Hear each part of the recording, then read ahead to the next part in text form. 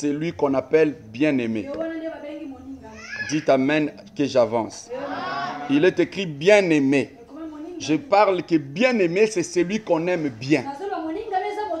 Un frère ou une sœur qu'on aime du plus profond de toi. Au plus profond de toi, tu as beaucoup d'égards à sa personne. Il reçoit beaucoup d'admiration à ton égard. C'est celui qu'on appelle bien-aimé. Donc quelqu'un qui soit son égal, son ego, quelqu'un qui est trop cher pour toi, c'est celui qu'on appelle bien-aimé. Alors que celui qui est en train de parler bien-aimé, c'est un apôtre. Saisissez-moi très bien. C'est un apôtre qui appelle Gaius. Gaius, c'était un frère dans le Seigneur. Parmi ceux qui ont commencé les mouvements de l'église de réveil. Donc, si en d'autres termes, je peux dire l'église primitive. Parce que les abbés parlent que l'église les premières églises, l'église primitive, c'est l'église catholique.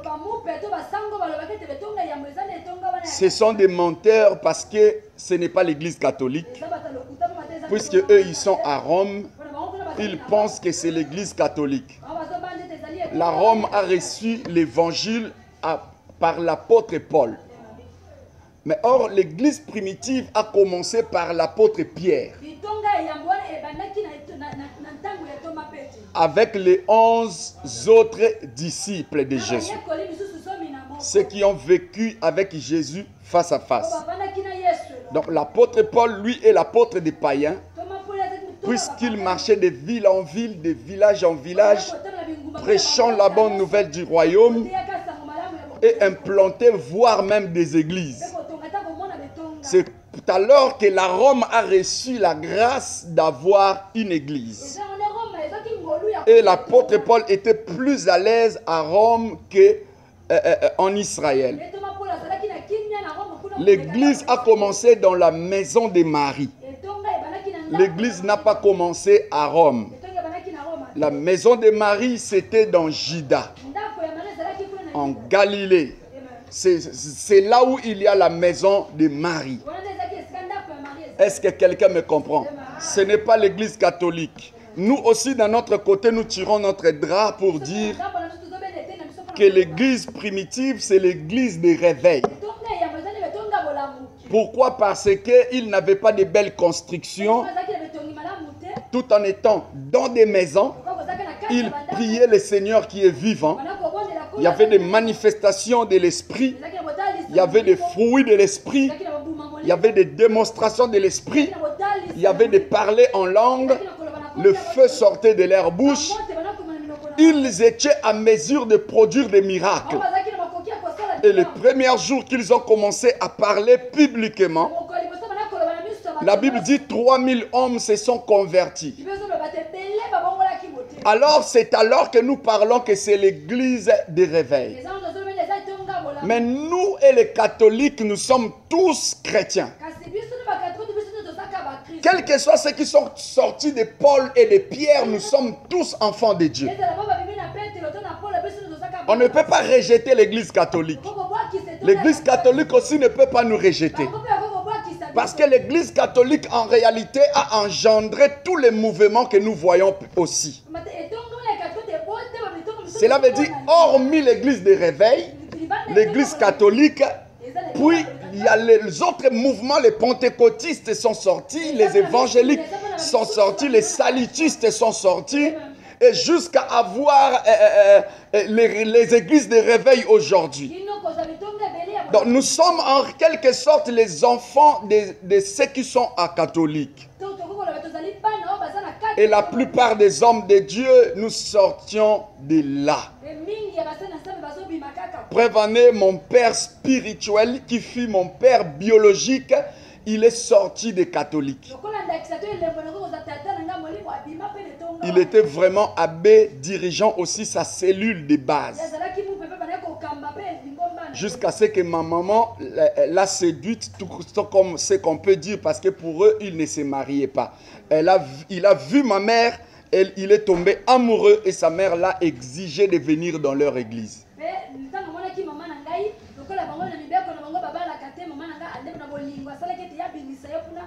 Il est parti auprès des pères spirituels de ma mère et c'est là où il fut converti. Il a commencé par prier, servir Dieu, chanter même à l'église, encadrer les enfants, encadrer les jeunes, diriger l'intercession jusqu'à être établi évangéliste comme ministre. Après avoir terminé la théologie, on l'impose les mains comme pasteur. Parce que dans les pentecôtistes, si tu ne fais pas la théologie, on ne te reconnaîtra pas comme pasteur. Quel que soit le courage que tu peux avoir, on t'appellera évangéliste. Selon eux, l'évangéliste, c'est le débutant. Alors que l'évangéliste, c'est un ministre total. Et jusqu'à ce qu'ils ont imposé à mon père les mains. Mais il avait la sémence catholique. Le problème est qu'avec nous dans cette génération, nous avons du mal à comprendre qu'il n'y a qu'un seul Dieu. Et nous, et les catholiques, et les ouaras, les musulmans, nous sommes tous, nous servons tous le même Dieu. Même les musulmans, ils servent le vrai Dieu. Le problème est que ce ne sont que des doctrines qui se diffèrent. Le mal est que dans la Bible, chacun fait ce qui le plaît. Ce qui ne te plaît pas, tu le rejettes. C'est ce qui fait qu'il y ait beaucoup de doctrines dans notre génération. Alors nous les chrétiens, nous sommes ici d'Isaac. Les musulmans sont sortis d'Ismaël. Ismaël, c'était le fils d'Agar. Agar fut une Égyptienne qui a trouvé grâce de venir travailler dans la maison des Juifs. Elle était complètement servante de Sarah. Et par là, Sarah ne mettait pas au monde. C'est alors que Sarah a envoyé son mari d'aller coucher avec sa servante. Puisque je suis incapable de te mettre au monde un enfant, va sortir avec ma servante. Vous mettrez au monde un enfant pour ton soulagement. Jusqu'à ce qu'il est allé sortir avec la femme, ils ont eu un enfant. C'est Ismaël, notre frère africain. Donc cette maman-là, Agar, avait eu un passe en or. Mais elle a foulé cette passe au pied. Dans la vie, il y a les autres opportunités qui ne reviennent pas deux fois. Il y a les opportunités lorsque tu le retrouves sur ton chemin. Saisis-les une fois pour toutes. Dès que tu sors de cet enclos, tu peux rater la grâce pour toute ta vie. Ismaël et Agar, notre sœur, était à côté de Sarah. Ce n'était pas son mariage, mais c'est la maîtresse qui l'a aimé. Ça lui plaît que son mari puisse mettre au monde avec elle. Et elles ont mis aussi au monde. Et ce jour-là, elle a commencé à calomnier sa maîtresse. Il y a d'autres personnes dans le parcours de la vie. On ne les calomnie pas. Peu importe les mal, peu importe leurs fautes, peu importe les problèmes, tu ne peux pas les calomnier. Je dis, il y a certaines personnes, j'insiste, on ne les calomnie pas. Il y a d'autres personnes, on doit les traiter avec beaucoup de déférence. Peu importe les problèmes, il a son immunité que vous devez exécuter. Vous devez vous ressaisir pour ne pas faire de n'importe quoi à son égard. Parce qu'il y a des races où si tu touches, tu fais intervenir tous les ciels afin juste de t'attaquer et t'humilier. Il y a des hommes sur la terre. Ce sont des hommes mis à part. Sarah était rivale d'Agar. Agar a commencé à malmener Sarah dans sa propre maison. Jusqu'à ce que Sarah s'est fatiguée. Elle dit à son mari, chasse-moi cet esclave. Cela veut dire, Israël s'est trouvé fort à l'époque jusqu'à arrêter, à dompter, à emprisonner, à maîtriser certaines Égyptiennes dans leur pays, jusqu'à ce que Agar se trouve esclave en Égypte, plutôt en Israël. Et c'est alors que la grande puissance a commencé aussi là, en Israël. Et après un temps, Israël a donné la passe maintenant à l'Égypte. La passe est arrivée en Égypte quand? Lorsque Joseph est arrivé en Israël, en Canaan précise. Non. Quand Joseph est arrivé en Égypte, parce qu'ils habitaient à Canaan. C'était la terre de leurs ancêtres. Abraham avait construit l'autel là, parce que Jacob a vu l'échelle. Abraham avait construit l'autel à Luz. Luz qui est devenu au plus tard Canaan. C'était là à Luz. Abraham offrait des sacrifices là. Il est parti laissant des morceaux de pierre. Lorsque Jacob est arrivé dans cet endroit, il fit son oreiller une pierre. Il a vu la révélation. Les anges de Dieu montaient et descendaient. Il dit, c'est ici la maison de l'Éternel. Je ne savais pas qu'ici il y a un Dieu. Je mets un signe, je déverse l'huile. Je m'en vais envoyer si j'ai réussi. Je retournerai pour construire la maison des dieux. C'est alors qu'il a baptisé Bethel. Cela a quitté maintenant Luz, ça devient Bethel. Il est allé maintenant en voyage. Lorsqu'il a connu le succès, étant de retour, il construit une maison pour dire que c'est maintenant El Bethel. Cela veut dire Bethel, cela veut dire la maison de Dieu. Quand il a vu la vision, lorsqu'il est parti, il est revenu pour le construire maintenant. Il dit c'est El Bethel. El Bethel veut dire le Dieu de la maison de Dieu. El veut dire Dieu, Bethel veut dire maison. Donc le Dieu de la maison de Dieu, après avoir accompli les vœux, il y a d'autres victoires qui nous arrivent dans la vie. Cela ne t'arrivera pas si tu n'as pas fait un vœu, si tu n'as pas offert une offrande, si tu n'as pas construit l'autel. Il n'y aura pas de victoire. Dis amen que j'avance. Au moins, lorsque nous avons la victoire, nous avons correctement. Est-ce que quelqu'un peut dire amen bien? Donc je suis en train de parler que ce jour-là, il est de retour. Il dit ça s'appellera El Bethel. Cela veut dire le Dieu de la maison de Dieu. Vous savez, dans le parcours de la vie, mieux vaut avoir le Dieu de la maison de Dieu que d'avoir la maison de Dieu. Mieux vaut avoir le Dieu de sa maison que d'avoir la maison de Dieu. Parce que la maison de Dieu peut ou ne pas te servir de la victoire. Mais le Dieu de la maison de Dieu, partout où tu arrives, tu peux construire. Tu dois chercher à avoir le Dieu de la maison de Dieu. Il y a plusieurs personnes dans notre église. La plupart de ceux qui témoignent, la plupart de ceux qui réussissent, c'est ceux qui ont accepté et donné leur foi au Dieu de la maison de Dieu. S'il faut compter ceux qui ont vécu des miracles ici, ce sont ceux qui n'ont pas donné leur foi à un homme, ni dans cet enclos, mais au Dieu de la maison de Dieu. Alors que si tu as le Dieu de sa maison, tu deviendras toi-même la maison de Dieu. Tu marches, mais tu es une maison de Dieu. Tu dors, mais tu es une maison de Dieu. Tu marches, tu manges, tu es une maison de Dieu. Est-ce que quelqu'un me comprend? J'ai parlé d'une chose là, que j'ai failli survoler. Agar, notre grande sœur, a eu la grâce d'être dans la maison d'un homme riche, comme Abraham. Abraham avait beaucoup d'argent.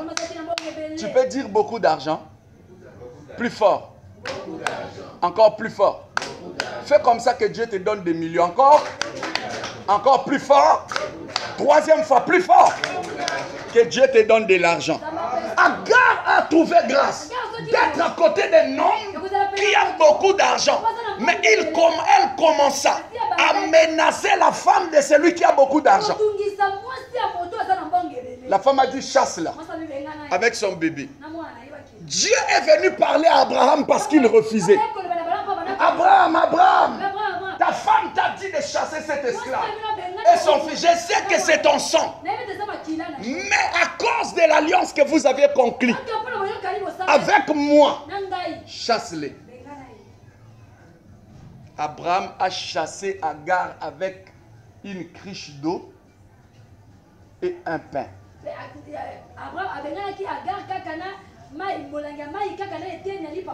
Comment tu peux vivre dans la maison d'un homme riche qui a des bergers, il a des brebis? Ils ont rêvé. J'ai dit, comment tu peux vivre dans une maison d'un homme riche? Comment tu peux être dans la maison d'un homme riche? Tu sors avec les pains et la cruche. Ça n'a pas de sens. Il y a des femmes qui rêvent comme ça. Il y a aussi des hommes qui rêvent comme ça. C'est comme moi aussi, j'ai rêvé lorsque j'étais enfant. Un chef de ce pays qui avait un problème, il avait la faiblesse sexuelle. Je suis allé, j'ai imposé les mains, je lui ai fait acheter les mila. Et je lui ai dit, tu commenceras à les manger chaque matin pendant 7 jours. Après 7 jours, ce n'était même pas arrivé, pouf, le miracle s'opère. Il me demande, qu'est-ce que tu veux que je te donne? Moi, je lui demande, oh, viens seulement à l'église, donne ta vie à Jésus. Oh! Il avait beaucoup d'argent alors qu'il pouvait me donner une parcelle, même une voiture. Moi, je lui dis, oh, viens à Jésus. C'est l'erreur. Tu es entré dans la maison d'un homme riche, tu sors avec une cruche d'eau et un pain. Ça n'a pas de sens. Est-ce que quelqu'un me comprend? Et il y a des femmes qui sont comme ça. Aussi, je demande à l'homme l'argent. Non, non, non, non, non. C'est de tes droits. Tout homme qui vit avec une femme dépense toujours. C'est être naïf de réfléchir de la sorte. Quelqu'un me comprend? Est-ce que quelqu'un me comprend? Ne sois pas naïf. Oh, je suis sorti dans cette maison conjugale. Je suis sorti seulement avec mes habits, j'ai laissé tout. Ouais, naïf. Parce que toutes ces années que tu étais avec lui, c'était gratuitement. Qu'il t'épouse, qu'il ne t'épouse pas. Donc tu as laissé tout et tu sors comme ça. Après tu commences à nous demander les pains. Moi je ne te donnerai pas. Je ne te donnerai pas. Et ce sont des races d'Agar qui sortent. Tu travaillais dans une société où ton patron donnait des prêts de parcelles aux gens. Toi tu refusais d'emprunter. Oh, je n'aime pas de dettes. Je n'aime pas de dettes. Alors qu'on te chasse du travail, tu es locataire. Après, tu me demandes, oh, on a foutu à loyer, je ne te donnerai pas. C'est ce que notre sœur Agar. Si les Africains aujourd'hui nous sommes pauvres, saisis-moi, c'est à cause d'Agar. Parce qu'il a trouvé l'opportunité. Alors, quand tu vas passer un ballon, na penalty, à Tchabi, il y a boy.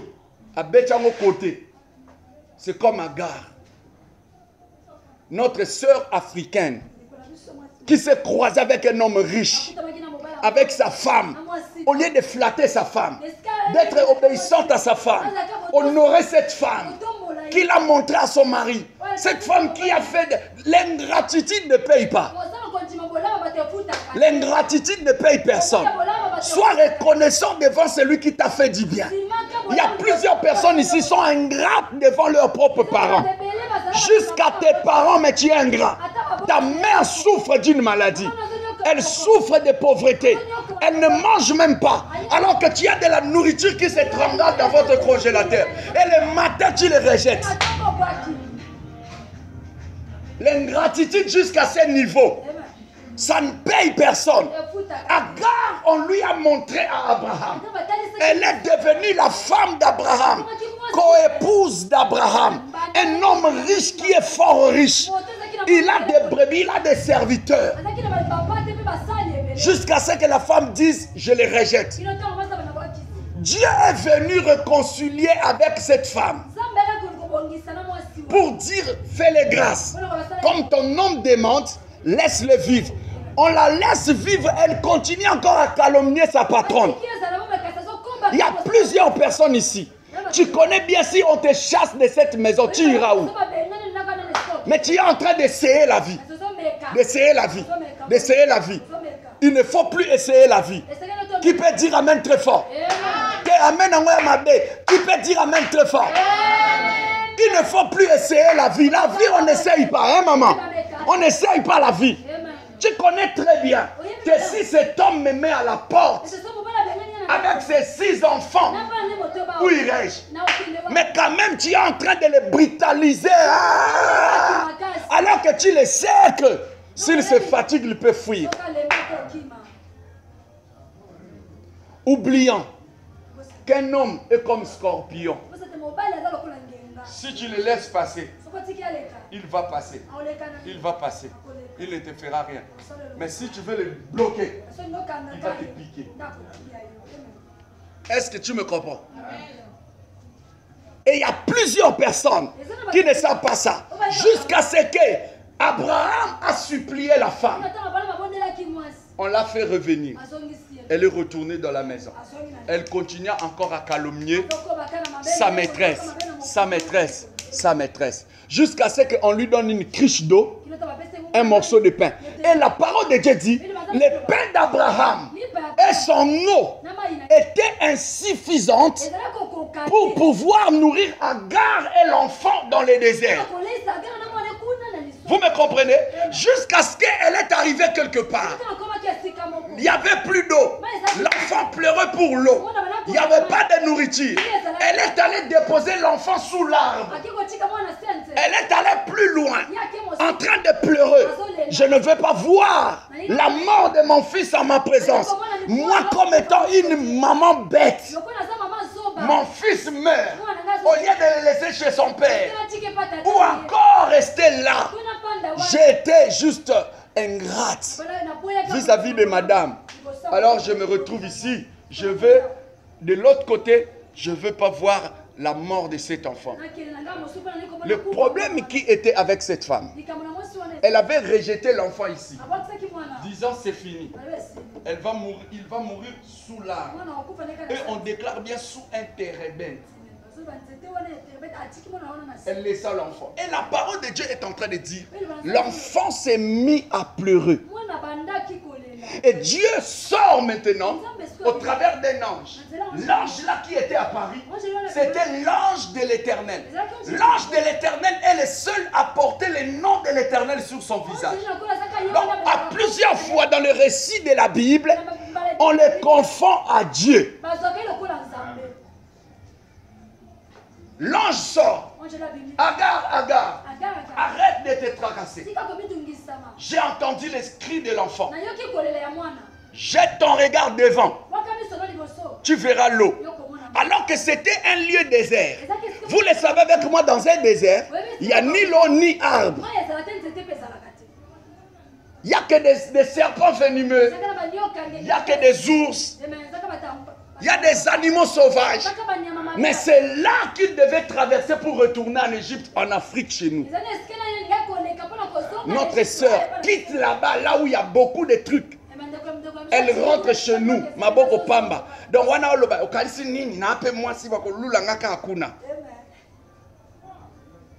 c'est comme toi aussi tu faisais avec papy. Alors qu'elle se trouve là, sous un térébinthe, Dieu lui dit, jette les regards devant. Écoute-moi, la femme là qui était ici, elle ne voit pas l'eau. L'eau était sortie d'où? C'est que l'eau était là. Mais la femme n'avait pas les yeux pour voir. Cela ne veut pas dire parce que tu n'as pas de millions que tu es pauvre. Cela ne veut pas dire parce que tu n'as pas de mari que tu es célibataire, tu ne te marieras pas. Cela ne veut pas dire que puisque tu n'as pas encore construit la maison, oh tu n'as pas de maison. Tout ce que tu manques et que tu regardes à gauche, il n'y en a pas. À droite, il n'y en a pas. De l'autre côté, il n'y en a pas. Tu en as, mais ça se cache en toi. Il suffit d'ouvrir les yeux spirituels. Tu le vois, tu le touches. C'est pourquoi dans votre vie, il faut être un bon penseur. Il faut être quelqu'un qui vise sa vie de très loin. Tu peux projeter ta vision très loin et comprendre qui tu deviendras. Lorsque quelqu'un n'a pas les yeux braqués sur son futur, il n'aura pas d'aujourd'hui meilleur. Votre aujourd'hui, la manière dont vous voyez votre vie, c'est ce que vous serez demain. Si tu vois ta vie seulement comme ça, tu te limiteras là. Mais si tu vois ta vie là-bas, tu arriveras là-bas.